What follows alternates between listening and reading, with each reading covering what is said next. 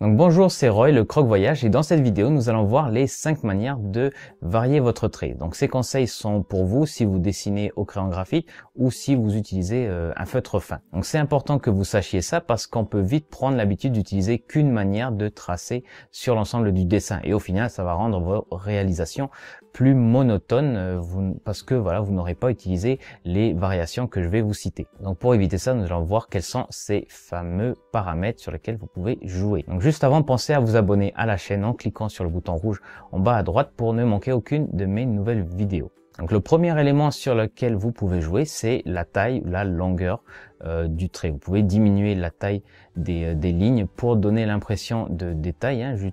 Moi, j'utilise des lignes longues sur des objets longs, par exemple, et des lignes plus petites quand il s'agit de détails sur un corps humain. Par exemple, je vais dessiner une ligne longue pour la jambe, et des lignes plus petites pour tout ce qui est articulation, orteils et tout ça.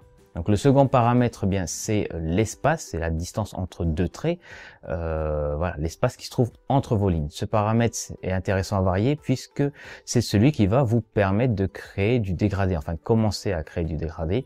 Plus les lignes sont serrées, plus la valeur sera forte et sombre. Donc moi j'utilise ce paramètre pour dessiner les ombres que je couple avec le troisième paramètre que je vais vous citer là. Et juste avant, si vous voulez apprendre une manière de dessiner par surface et non pas avec des traits de contour et sans utiliser de gomme en plus, vous pouvez voir la vidéo complémentaire en cliquant sur le i comme info. Donc le troisième paramètre, c'est la superposition. Donc avec l'espacement des lignes, on peut commencer à créer un dégradé simplement. Si on ne compte que sur des lignes serrées pour obtenir des valeurs fortes, ça va prendre un petit peu de temps pour créer le relief. Pour aller plus vite, on vient en fait rajouter une couche de lignes qui va venir en fait combler les espaces blancs. Là, on parle de hachures croisées à ce moment, qui sont en fait superposées sur la première couche. Donc moi, j'utilise des hachures croisées dans mes croquis de paysage au feutre généralement pour obtenir un fort contraste. Le quatrième paramètre, c'est la direction.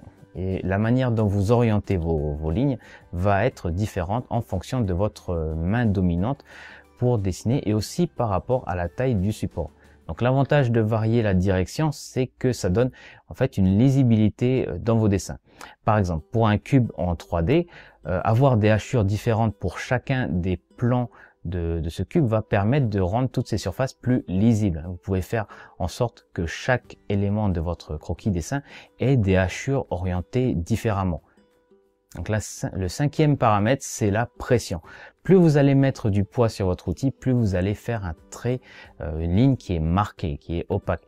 Moins vous mettez de poids, plus la ligne tracée sera légère et transparente. Donc moi j'utilise des lignes légères durant l'étape de l'esquisse puisque progressivement je vais mettre plus de poids sur les lignes à mesure que mon dessin avance, ce qui me permet en fait de préciser progressivement le dessin tout en évitant de faire des erreurs dans mon croquis et d'utiliser des lignes dominantes épaisses et opaques pour la fin. Donc voilà pour cette vidéo. Si vous avez aimé, cliquez sur j'aime et partagez-la. Si vous n'avez pas aimé, cliquez sur je n'aime pas et ne la partagez pas. Et en complément, vous pouvez faire le quiz du blog pour savoir quel genre de dessinateur vous êtes.